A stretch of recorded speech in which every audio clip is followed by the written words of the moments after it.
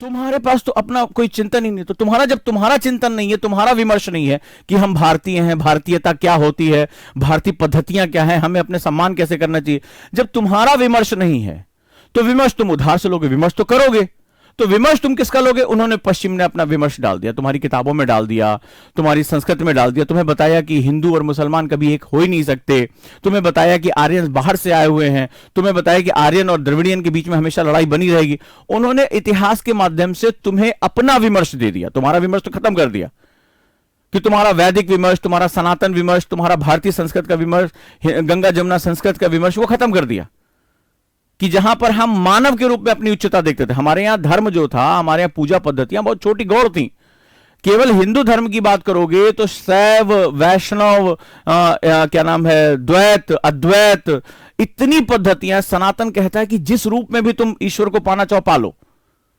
अगर इस्लाम नमाज पढ़ता है, किसी मूर्ति पूजा का, तो हिंदू धर्म में, सनातन धर्म में भी ईश्वर जो है वो एक ऐसे रूप में है जहां पर उसका कोई स्वरूप ही नहीं है, अद्वैत हो जाता है, वो निराकार हो जाता है, निराकार ब्रह्म की पूजा की जाती है। बहुत लोग नहीं जानते हो कि चिंतन में निराकार है। क्यों? क्योंकि सनातन कहता है कि पूजा पद्धतियों का मतलब होता है आध्यात्मिक उन्नति, आध्यात्मिक चिंतन को आगे बढ़ाना, न कि लड़ाई करना। तो मामला विमर्श क्या हो गया कि भाई जो मूर्ति पूजक हैं और जो गैर मूर्ति पूजक हैं, यानी कि जो आइडल वर्शिप कर रहे हैं, जो नॉन आइडल वर्शिप कर रहे हैं, बस उनके बीच में लड़ाई करा दो। और जो सनातन चिंतन था, सनातन चिंतन था कि मानव के रूप में अपना उत्थान करना, ये बड़ा महत्वपूर्ण है। और जब किसी भी, याद रखिएगा, किसी भी राष्ट्र में ये दो चीजें बड़ी महत्वपूर्ण होती है। कोर होता है, मैंने कहा ना कि हमारी संस्कृति में कोर बड़ी इंपॉर्टेंट चीज होती है, ठीक है, कोर।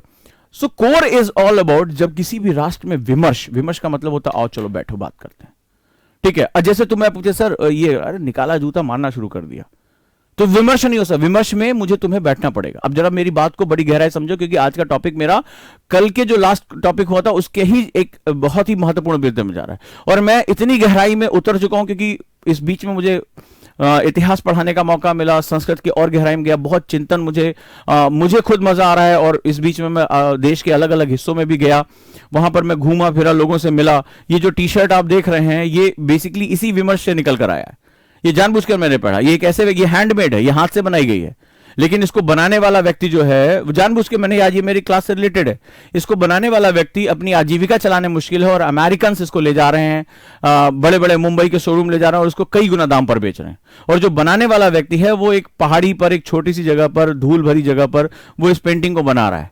तो ये हैंडमेड है, जो भारतीय संस्कृति, भारतीय चिंतन के बारे में बात कर रहा है। तो मैंने इस पे बातचीत की है, मैं हो सकता है कि इन लोगों को आगे बढ़ावा देने के लिए एक स्टेप लूं, ठीक है। लेकिन यहां जो मुद्दा आ रहा है वो हो रहा है विमर्श, ठीक है, कि हमारा विमर्श क्या है, हमारा चिंतन क्या है। किसी भी राष्ट्र में जब तक विमर्श और चिंतन नहीं होगा, याद रखिए, विमर्श का मतलब डिस्कशन, चिंतन का मतलब होता है थॉटफुलनेस, ठीक है, थॉटफुल हो। जब आप एकांत में राष्ट्र को एक रास्ता देने का कार्य करते हैं, सोचते हैं मैं कौन हूं, मैं कैसे एक राष्ट्र में अपने कर्तव्यों के साथ आह्वान कर सकता हूं, मैं भारत का नागरिक हूं, मैं कौन हूं, यही शब्द लोग नहीं जानते। मैं आध्यात्मिकता की बात कर रहा हूं कि आध्यात्मिकता से नहीं, सुकरात के समय, सोक्रेटिस से लेकर अरस्तु से लेकर हर राष्ट्र में, चाहे रोमन साम्राज्य रहा हो, चाहे वो मेसोपोटामियन रहा हो, चाहे वो सिंधु रहा हो, कहीं भी है, जो राष्ट्र में ये विमर्श और चिंतन होता है, ये राष्ट्र की प्राण होता है। मेरी बात को बड़ी गहराई से लिखना आपकी जिम्मेदारी है। मैं डिस्कशन को लिखा ही नहीं पाऊंगा क्योंकि मैं ये अद्भुत रूप से पढ़ने के स्वरूप ही निकल कर आया, एक चिंतन से निकल कर आया। तो राष्ट्र में विमर्श और डिस्कशन और चिंतन, ये दोनों राष्ट्र के प्राण होते हैं। प्राण का मतलब उसको जीवित रखने का मैकेनिज्म, टू लिव। जब ये शरीर में प्राण होता है तो हम जीवंत होते हैं, हम बोलते हैं, हंसते हैं, उल्लास महसूस करते हैं, दुख महसूस करते हैं। ये प्राण निकल जाता है तो तुम आग में भी जला देते हो, कोई नहीं चीखता है, कोई नहीं चीखता है। इसको दफना देते हो, सांस बंद हो जाती, कोई नहीं चीखता है। तो सब कुछ प्राण है। तो राष्ट्र का प्राण कहां है? क्योंकि मैं तो राष्ट्र चिंतन की बात कर रहा हूं, मैं राष्ट्र चिंतन की बात कर रहा हूं। मेरे लिए राष्ट्र सर्वोपरि है, क्योंकि राष्ट्र जब उद्भव होगा तो राष्ट्र तो अपने साथ सबको लेकर जाएगा। मैं नहीं बात कर रहा हूं कि दिल्ली का व्यक्ति जो है वो सेंटर ऑफ इंक्लूजन पे बैठा हुआ है, या मुंबई का व्यक्ति है केवल उसी को ही हक है कि अच्छे उसके बच्चे को शिक्षा मिले, उसके बच्चे को स्वास्थ्य मिले। कल अगर प्रधानमंत्री जाते हैं गाजीपुर, जौनपुर, देवरिया जैसे क्षेत्रों में जहां पर ढंग से सड़कें भी नहीं, अगर वहां मेडिकल कॉलेज खोल रहे हैं और भारत के चिंतन की तरफ जा रहे हैं कि ये महामारी जो आई है ये अभी दोबारा भी आएगी। चीन में दोबारा लॉकडाउन की स्थिति, इंग्लैंड में दोबारा, न्यूजीलैंड में दोबारा लॉकडाउन की स्थिति बन रही, केसेस बढ़ते चले जा रहे हैं, भारत में भी, महाराष्ट्र में भी केसेस बढ़ रहे हैं। तो इसका मतलब है ये महामारी अभी हमारा पीछा नहीं छोड़ेगी और कोई ऐसी गारंटी नहीं है, चाहे ये मानव जनित महामारी हो और चाहे ये प्राकृतिक महामारी हो, it is either man made हो या ये नेचुरल हो, लेकिन ये बता रही है कि महामारियां अभी दोबारा फिर आएंगी। तो तुम इनसे घर में बैठ नहीं सकते।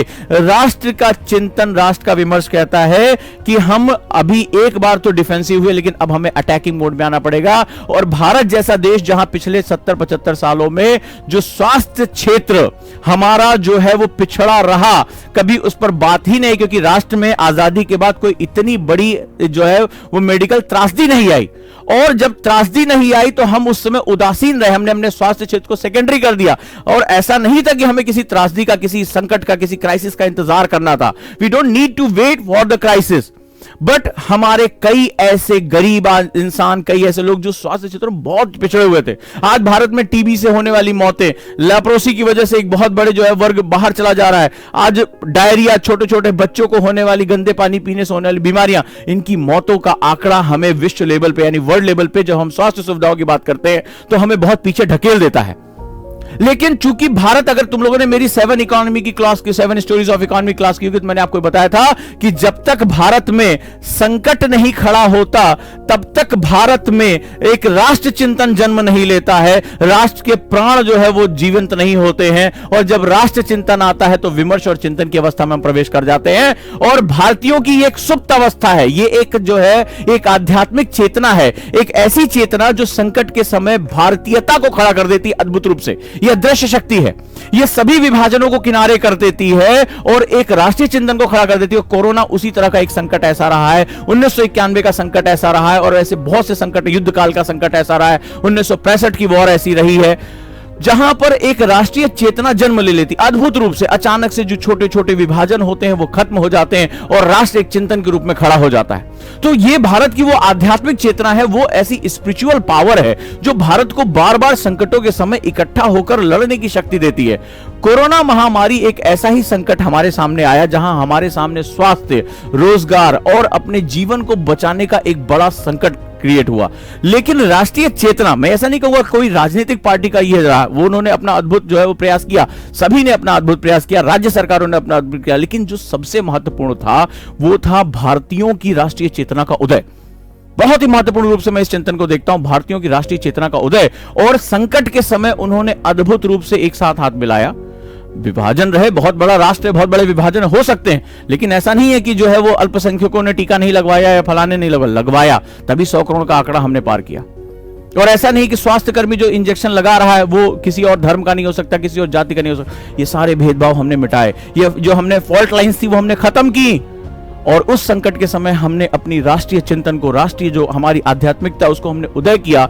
और देखिए उसे उदय करने के साथ साथ हमें समझ में आया कि राष्ट्र आने वाले ऐसी बहुत सी चुनौतियों का सामना करने के लिए तैयार होना चाहिए। 9 मेडिकल कॉलेज, एक बहुत बड़ा राष्ट्रीय आंदोलन हमने खड़ा किया स्वास्थ्य को लेकर, जो प्रधानमंत्री ने वाराणसी में जो इसका उद्घाटन किया। ये बताता है कि हम आने वाले समय में स्वास्थ्य क्षेत्र को लेकर कितना जबरदस्त रूप से चिंतनशील हैं, कितने जबरदस्त रूप से हम अपना आउटपुट जो है वो जाना चाहते हैं। और इसका लाभ हमें हर क्षेत्र में होगा। स्वास्थ्य क्षेत्र में लंबे समय तक हमारे पास 1 लाख पे 1 डॉक्टर है, डॉक्टरों की संख्या बढ़ेगी, हमारा मेडिकल इंफ्रास्ट्रक्चर बढ़ेगा और ऐसे क्षेत्रों में बढ़ेगा जो सेंटर ऑफ इंक्लूजन से बहुत दूर हैं, जहां सड़क नहीं, बिजली नहीं। वो गाजीपुर का क्षेत्र जो पहला पुल आजादी के इतने समय बाद पाया, तो ये सभी लोग जो है वो दूर दूर के, जौनपुर के इलाके, ये पिछड़े इलाकों में जब मेडिकल सुविधा आती है तो ये इंफ्रास्ट्रक्चर होता है। और मैंने आपको बताया कि अवसंरचनाएं स्वतः स्फूर्त अर्थव्यवस्था को जन्म देती हैं। ये अवसंरचना है, मेडिकल कॉलेज एक अवसंरचना है, इसके आसपास का क्षेत्र अपने आप विकसित होता चला जाता है। तुमने देखा होगा कहीं भी कोई मेडिकल कॉलेज होता, किसी भी शहर में चले जाओ, उसके आसपास दवाई की दुकानें, खाने पीने की दुकानें, चाय पानी की दुकानें, ठीक है, कपड़े लत्ते, बेड बिस्तर, सबकी दुकानें धीरे धीरे तुमने देखा होगा उसके आसपास। किसी भी शहर में चले जाओ, जो भी तुम्हारा मेडिकल कॉलेज होगा, जहां तुम्हारा जिला अस्पताल होगा, तुम देखोगे उसके आसपास एक सघन आर्थिक गतिविधि जन्म लेती है। हाँ या ना? तो मुझे बताओ। ऐसा नहीं कि वो दुकानें मेडिकल कॉलेज की सरकार खुलवा रही है, नहीं, वो प्राइवेट होती, निजी होती, लेकिन उसके आसपास चाय, पानी, ब्रेड, बटर, बिस्किट, ठीक है, आपने देखा होगा बाजार विकसित हो जाते हैं। मेडिकल से संबंधित किसी को आपने देखा होगा चद्दर की दुकानें, जो है चप्पल, बाल्टी, इन सब की दुकानें सब खुल जाती हैं। तो ये सिंपल सा क्वेश्चन है, राइट, ये सिंपल सा क्वेश्चन है। अवसंरचनाएं स्वतः स्फूर्त अर्थव्यवस्था को जन्म देती हैं। इंफ्रास्ट्रक्चर सेल्फ सस्टेन इकोनॉमीज को प्रिवेल करता है, आगे लेकर जाता है। तो यहां हम मेडिकल फैसिलिटीज नहीं दे रहे हैं, मेडिकल इंफ्रास्ट्रक्चर डेवलप कर रहे हैं। यानी आने वाले समय में ये हमारे इकोनॉमी के लिए सेल्फ सस्टेनेबिलिटी क्रिएट करेगा। और साथ ही साथ हमें समझ में आ गया कि एक क्राइसिस हमारे सामने है, ये वायरस रूप बदल कर आएगा, कोई और नया वायरस आएगा या किसी कंपनी के द्वारा बना दिया जाएगा। हमें सिर्फ और सिर्फ लड़ना है, हमें अपने आप को मजबूत करके रखना है और कोई चारा हमारे पास नहीं। हमें चलना भी है, हमें बचना भी है। तो बड़ा बैलेंसिंग है और ये बैलेंसिंग की तैयारी बहुत अच्छा लग रहा है कि राष्ट्र में ऐसा विमर्श, ऐसा चिंतन आ चुका है जिसकी वजह से हम ये एस्टैब्लिशमेंट कर पा रहे हैं। So that is one of the most important thing, आपको ये समझना पड़ेगा। अब हमें समझ में आया कि हमारे समाज में बहुत ही कॉम्प्लेक्सिटी है, ठीक है, आपके ऑफिसर के रूप में भी आपको ये सबसे ज्यादा इसका सामना करना पड़ेगा। सेंटर ऑफ इंक्लूजन यानी कि जो है वो समावेशन बिंदु, इससे दूर होते चले जाते हैं तो आप धीरे धीरे समावेशन बिंदु से दूर होते चले जाते हैं, ठीक है। आप बहुत दूर, ये किसी भी रूप में दूरी हो सकती है। ये एक भौतिक दूरी भी है कि मान लीजिए आप दिल्ली से बहुत दूर है, आप बस्तर में हैं, आप देवरिया में हैं, आप जौनपुर में, आप गाजीपुर में हैं, जहां पर मैंने गाजीपुर के बंदों से बात की है, वहां अपने मरीजों का इलाज कराने के लिए उन्हें कई कई किलोमीटर दूर जाना पड़ता है। गर्भवती महिला रास्ते में ही मर सकती है, कोई बहुत क्रिटिकली पेशेंट है वो रास्ते में ही मर जाता है, वो अस्पताल पहुंचता ही नहीं है, उसको डेड घोषित कर दिया जाता है और परिवार वाले भी इसको अपनी नियति मान के इसको स्वीकार करते हैं। लेकिन यहां पर जो बात हो रही है भौतिक, और भौतिक के साथ साथ आर्थिक यानी कि फिजिकल, इकोनॉमिकल, मानसिक, जी हां, साइकोलॉजिकल। कैसे? अरे दबंगों का, ऊंची जातियों का पूरा आधिपत्य है। मुझे इस वजह से, मेरी जाति, मेरे धर्म, मेरे क्षेत्र की वजह से अगर मुझे इलाज नहीं मिल पा रहा है, शिक्षा नहीं मिल पा रही है, तो मैं उस अवसंरचना, जो पास में स्कूल है, मेरा बच्चा वहां नहीं पढ़ सकता क्योंकि मैं दलित हूं या मैं किसी भी कारण से, मैं अल्पसंख्यक हूं, मैं बहुसंख्यक, किसी भी रूप में। ऐसा नहीं कि सिर्फ अल्पसंख्यक की बात हो रही, कश्मीर में चले जाओ, स्कूल में घुस के प्रिंसिपल को गोली मार देते हैं, तो फिर उसमें क्या करेंगे? किसी भी कारण से, मैं ये क्वेश्चन ये कर रहा हूं, किसी भी कारण से अगर मुझे मेरा हक नहीं मिल रहा है तो मैं बहिष्कृत हूं। मैं सेंटर ऑफ इंक्लूजन यानी कि समावेशन बिंदु से बहुत दूर हूं। मैं दिल्ली में ही बैठा हूं लेकिन किसी भी कारण से मुझे मेरा हक नहीं मिल रहा है, मुझे मेरे जीवन को परिवर्तित करने के साधन नहीं मिल रहे हैं, मुझे रिसोर्सेज नहीं मिल रहे हैं कि मैं अपनी लाइफ को चेंज कर सकूं, तो मैं सेंटर ऑफ इंक्लूजन से बहुत दूर हूं। ये भौतिक तो नहीं है लेकिन ये आर्थिक और मानसिक है। आज अगर डेंगू के कारण अगर मौतें हो रही हैं और अस्पताल में जगह नहीं मिल रही है, और मैं भारत की राजधानी में दम भर रहा हूं कि मैं भारत की राजधानी में अपना आर्थिक जो है वो योगदान दे रहा हूं, और मुझे ऑक्सीजन नहीं मिल पा रहा है, मुझे अगर मैं बेड नहीं मुझे मिल पा रहे हैं किसी भी कारण से, तो इसका मतलब मैं सेंटर ऑफ इंक्लूजन से बहुत दूर, राइट। अब मुझे अगर राष्ट्र को समावेशित करना, मैंने यहीं पर इंक्लूजन पे ही अपनी सारी बात कही, इस बार मेरा पूरा जो विमर्श है सोशल इश्यूज का वो इसी सेंटर ऑफ इंक्लूजन के आसपास है। तो अगर मैं सेंटर ऑफ इंक्लूजन की बात कर रहा हूं, अगर मैं इसके साथ जुड़ा हुआ हूं, तो इसका सीधा सा मतलब है कि मुझे इनको इस सेंटर ऑफ इंक्लूजन के करीब से करीब लेकर आना पड़ेगा, इन्हें जोड़ना पड़ेगा। तो करीब से करीब मैं कैसे लेकर आऊंगा? मैं लेकर आऊंगा इस आधार पर, इस महत्वपूर्ण तरीके से कि मैं या तो इन्हें प्रेरित करूं कि चलो और जाकर जुड़ो, और प्रेरित करने के लिए स्वतः प्रेरित, मैंने क्या तरीका बताया था? सेल्फ इंक्लूजन, स्वतः प्रेरित करूं कि आओ। लेकिन सेल्फ इंक्लूजन कैसे होगा? एक मैं अवसंरचना दूंगा, स्कूल दे दिया, इक्वल कर दिया कि ठीक है तुम्हारा बच्चा अगर पढ़ने के योग्य है तो जाओ पढ़ाओ उसको। तुम्हारे अंदर शिक्षा की अगर लौ जगी हुई है, तुम प्रेरित हो, जाओ पढ़ाओ अपने बच्चे को। तुम अगर अस्पताल जाना चाहते हो, तुम्हें कोई बीमारी है, मैं तुम्हें अस्पताल दे रहा हूं, मैं तुम्हें हॉस्पिटल दे रहा हूं, जाओ इलाज कराओ। अगर टीबी है, कोई दिक्कत है, कोई बीमारी है, जाओ इलाज करो। तो जब मैं तुम्हें दे रहा हूं कि ये रहा बैंक, तुम्हें मैं जो है नो फ्रिल अकाउंट खोल के दे रहा हूं, जनधन खोल के दे रहा हूं, जाओ तुम पैसा वहां जमा करो और वहीं से तुम अपने सारे लाभ लो। वृद्धावस्था पेंशन तुम्हें किसी जाकर जो किसी के सामने गिड़गिड़ाने की आवश्यकता नहीं है, तुम अपना खाता खोलो, सीधे तुम्हारे खाते में डाल रहे हैं। तो इसके लिए अगर मुझे मेरा पेंशन मिल जाए, मेरी छात्रवृत्ति का पैसा मिल जाए, मुझे अस्पताल मिल जाए, स्कूल मिल जाए, मुझे संसाधन मिल जाए, और मुझे इसके लिए किसी को रिश्वत देने की जरूरत नहीं, किसी के सामने गुड़गुड़ाने की जरूरत नहीं है, आपने मुझे अवसंरचना इंफ्रास्ट्रक्चर दे दिया, तो मैं स्वतः प्रेरित हो गया, स्वतः प्रेरित हो गया। और स्वतः प्रेरित यानी सेल्फ इंक्लूजन की तरफ बढ़ गया। मैं मोटिवेटेड हूं कि मुझे सेंटर ऑफ इंक्लूजन की तरफ बढ़ना है, मुझे जो है वो अपने समाज में गतिशीलता लेकर आनी है, तो मैं आगे बढ़ गया। अब इसमें तुम एक आईएएस ऑफिसर हो, आईपीएस ऑफिसर हो, तुमने कहा मैं भरोसा दिलाता हूं, तुम एक आईपीएस, एक बढ़िया जो आईपीएस ऑफिसर, ईमानदार आईपीएस ऑफिसर हो, तुमने कहा कि मैं गारंटी लेता हूं तुम्हारी बेटी स्कूल जाएगी भी और उतनी सुरक्षित वापस आएगी भी, भेजो। और जितने दबंग हैं इनको लाइन से लगाना मेरे काम है, ये तुम्हारा काम है। तुम बनकर गए एसपी और जो है छाती ठोक कर कहा कि लड़की सुरक्षित जा रही है और लड़की सुरक्षित आएगी। तुमने उस माता पिता को भरोसा दिला दिया कि माताजी पिताजी आप भेजिए स्कूल ये नौकरी पर, अगर ये बच्ची अंधेरा होने के बाद भी इतनी सुरक्षित घर पहुंचेगी, इस बात की जिम्मेदारी मैं लेता हूं। तो प्रशासनिक अधिकारी के तौर पर तुमने जिम्मेदारी ली, तुम गए, तुमने एक एसी ऑफिस में बैठने की बजाय तुम अपने क्षेत्र में तुमने गए और तुमने कहा कि मैं इस राष्ट्र का एक प्रशासनिक अधिकारी होने के नाते मैं ये दावा करता हूं कि तुम्हारे बच्चे को वही शिक्षा और सुविधा मिलेगी।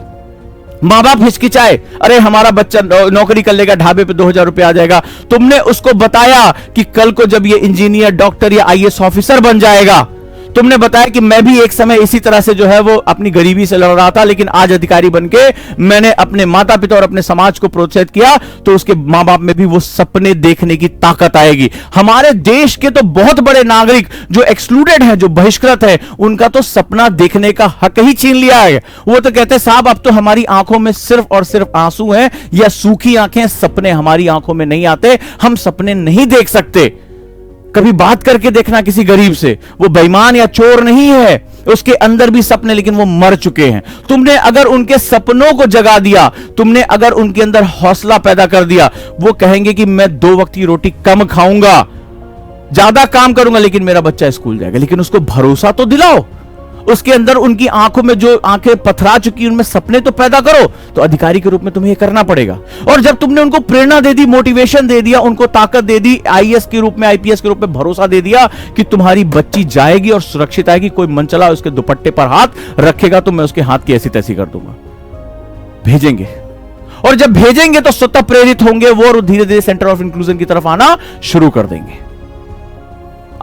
देंगे। तुम एक अधिकारी के रूप में कहो कि हाँ ये देखो प्रधानमंत्री ने तुम्हारे स्वास्थ्य के लिए योजना दिलाई, मैं तुम तक पहुंचा रहा हूं, मेरे रहते तुम मेरे जिले में कोई भूख से नहीं मरेगा। ये तुम्हारा वादा होना चाहिए आने वाले समय के लिए, तुम्हारी प्रेरणा होनी चाहिए तुम्हारे आने वाले समय के लिए। और जब उनको लगेगा कि कोई एक अनजान व्यक्ति, पता नहीं किस मां बाप का बच्चा है, कहां से आया है, एक अधिकारी बनकर मुझे अपने मां बाप की तरफ देख रहा है, मुझ पर भरोसा कर रहा है, मेरे कंधे पे हाथ रख रहा है कि मैं खड़ा हूं तुम्हारे साथ, तो जब उसको यह भरोसा मिल जाएगा, क्योंकि तुम कौन हो, तुम इस प्रशासन का अंग हो, तुम उस भारत राष्ट्र की वो एक्टिविटी हो, वो प्रोसेस हो, वो मैकेनिज्म हो जो सरकार के द्वारा पैदा किए गए भरोसे को जनता के बीच में ले जाने का काम करेगा। मेरी इस बात की गहराई को समझना, सरकार डायरेक्टली बात नहीं करेगी, तुम्हें भेज रही है कि जाओ अपने जिले में उस भारत के राष्ट्र के नागरिक के अंदर भरोसा पैदा करो कि हम तुम्हारे साथ हैं। और मैंने इससे पहले की क्लास में डिस्कशन बताया था कि लोकतंत्र में जब तक तुम भागीदारी तय नहीं करोगे और भागीदारी में आत्मबोध पैदा नहीं करोगे, तब तक कभी भी राष्ट्र के लोगों के अंदर राष्ट्र चिंतन को कभी पैदा ही नहीं कर सकते। अरे राजनीति क्या कर रही है, फलनवा क्या कर रहा है, अमीर आदमी क्या कर रहा है, मुझे इससे क्या मतलब है? नहीं मतलब है, राष्ट्र जितना उतना उनका है, राष्ट्र उतना तुम्हारा भी है। तो राष्ट्र सिर्फ पाने का हक नहीं है, देने का भी हक है। मैं कहूं मैं गरीब आदमी, मैं राष्ट्र को क्या दूंगा? अरे तुम राष्ट्र को भरोसा तो दो, तुम राष्ट्र के सपनों के साथ खड़े हो, इतना तुमसे आर्थिक तंत्र नहीं मांग रहा हूं, तुमसे टैक्स नहीं ले रहा हूं, लेकिन हां तुमसे इतना जरूर चाहता हूं कि अपने आचार व्यवहार चिंतन में विमर्श में राष्ट्र होना चाहिए। मेरी जाति, मेरा धर्म, मेरा क्षेत्र, मेरी भाषा, मेरे लोग से अलग हटकर राष्ट्र का विमर्श, राष्ट्र का चिंतन होना चाहिए। बस तुम इतना दे दो कि तुम्हारे मुंह से जब बात निकले तो भारत माता के बारे में बात निकले, इस राष्ट्र के बारे में बात निकले। जब ये प्राण ऊर्जा, पॉजिटिविटी, जब ये इस रक्त में, जब प्राण में जब बहेगी तो प्राण ताकतवर होते हैं, राष्ट्र ताकतवर होता है। हम उदय के रूप में है। तमाम आपने एडिटोरियल्स पढ़े होंगे, तमाम आपने चिंतन पढ़ा होगा, बहुत अच्छा आप लोग पढ़ते हैं। जब आप ये चीज पढ़ते हैं तो आपको महसूस होता है कि हम इस समय उदय की अवस्था में, हमारी जनांगिकी के बारे में बात हो रही है, हमारे युवाओं के बारे में बात हो रही है, हमारे यूनिकॉर्न के बारे में बात हो रही है, हमारे मेडिकल इंफ्रास्ट्रक्चर के बारे में बात हो रही है। और हमने दिखाया है कि भारत में वो आध्यात्मिक चिंतन है कि वो कोरोना में जहां पर बड़े से बड़ों ने अपना घुटना टेक दिया, जहां यहां से ज्यादा मौतें अमेरिका में होती हैं, इतना बड़ा राष्ट्र जो अपने बम, अपने परमाणु बम, अपने बड़े बड़े जो है वो रॉकेट्स के लिए जाना जाता है, वो कोरोना जैसी अदृश्य बीमारी के सामने घुटने टेक दे रहा है, उसका इंफ्रास्ट्रक्चर हिल जा रहा है। और भारत, जिसको कहा जाता था कि वो ब्रिक्स में भी सबसे पीछे है अपने मेडिकल इंफ्रास्ट्रक्चर के बारे में, जहां कहा जाता था मौतों का आंकड़ा करोड़ों को पार करेगा, वो भारत दुनिया में सबसे ज्यादा टीका लगाकर कहता है कि हमारी आध्यात्मिक चेतना, हमारा राष्ट्र चिंतन तुम्हारे पश्चिम की सोच से बहुत गहरा है, बहुत गहरा है। इस समय काल, इस उपलब्धियों को एक अलग नजरिए से देखो, एक भारतीय के नजरिए से देखो, किसी धर्म, किसी भाषा, जाति के नजरिए से मत देखो, किसी राजनीतिक चिंतन के आधार पर मत देखो। राजनीति आएगी और जाएगी, राष्ट्र अक्षुण्ण रहा है। राष्ट्र जो है वो, नेशन जो होता है वो क्या होता है, ये एक यूनिफॉर्म स्ट्रक्चर है, बनाना पड़ता है हमें, और लोगों की भावनाओं से बढ़ता है। ये चाहे वो मेरा बस्तर का कोई गरीब व्यक्ति हो, या उदयपुर जैसे क्षेत्र में, बहुत पिछड़े क्षेत्रों में भी अगर पीछे चले जाओगे, वहां जनजाति इलाकों में रहने वाली कोई बच्ची ही क्यों ना हो, इंफ्रास्ट्रक्चर के अभाव से, इंफ्रास्ट्रक्चर से दूर कहीं नॉर्थ ईस्ट में कोई हमारी बच्ची हो, कोई बात नहीं है। राष्ट्रीय चिंतन भारत के पूरा पश्चिम, उत्तर, दक्षिण हर जगह फैला हुआ है। बस उसको जागृत करने, उसको प्राण के साथ जोड़ने, उस चिंतन में हमें जाने की जरूरत है। तो यहां मैं तुमसे एक बात कहूंगा कि एज एन आईएएस ऑफिसर उस बात को पूरा करते हैं। यहां पर सरकार तुम्हें जिम्मेदारी दे रही है कि सिर्फ सरकारी योजनाओं को बांट देने से काम नहीं चलेगा। इसीलिए मैंने हमेशा कहा कि प्रशासनिक अभियोग्यता होनी चाहिए तुम्हारे अंदर एडमिनिस्ट्रेटिव एप्टीट्यूड होना चाहिए। वो प्रशासनिक अभियोग्यता, वो एप्टीट्यूड जो सिर्फ इस राशन कितना बटा, दवाई कितनी बटी नहीं, तुम्हारे मुंह से निकली हुई बात, तुम्हारा आध्यात्मिक चिंतन जो तुम्हें इस सिलेबस में पढ़ाया जा रहा, उसके साथ तुम्हारा जुड़ाव। और सबसे बड़ी बात कि मैं एक आईएएस ऑफिसर हूं, मैं एक भारत का प्रशासनिक अधिकारी हूं, और मेरा काम है इस राष्ट्र निर्माण में लोगों को उद्वेलित करना। मैं अपने जिले, अपने क्षेत्र, अपनी कमिश्नरी के हर व्यक्ति को एक कम से कम यह प्रेरित कर दूंगा कि तुम्हें स्वतः उठना है और राष्ट्रीय चिंतन के साथ जुड़ जाना है। सिर्फ यह नहीं है, यह राष्ट्र ऐसा राष्ट्र रहा है जहां लोगों ने आधे पेट खाकर आंदोलन किए हैं।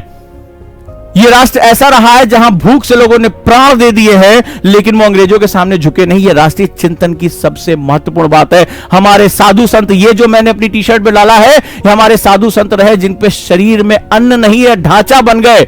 हमारे महात्मा बुद्ध, लेकिन जब उन्हें पता था कि शरीर नश्वर है और आध्यात्मिक चेतना अमर है। हम उस देश के निवासी हैं, हम क्यों भूल जाते हैं कि हमारे लिए शरीर गौर है, अन्न सिर्फ जीवित रहने का साधन है। एक दुबला पतला व्यक्ति जिसे महात्मा गांधी कहा जाता है, वो अपने महान चरित्र, अपने जो ताकत है इंटरनल, उसकी वजह से उसने अंग्रेजों से टक्कर लेने की सोची। तो हम उस देश के निवासी हैं, तो सिर्फ आपका काम यह नहीं रहेगा कि सरकारी योजनाओं को लोगों तक पहुंचा देना, आपका यह भी काम रहेगा कि ये इतने प्रेरित हो जाएं कि भारत की इतनी आबादी चल पड़े आंदोलन के रूप में, और चल पड़े और कहे कि हमें भी अपने जीवन में बदलाव देना है।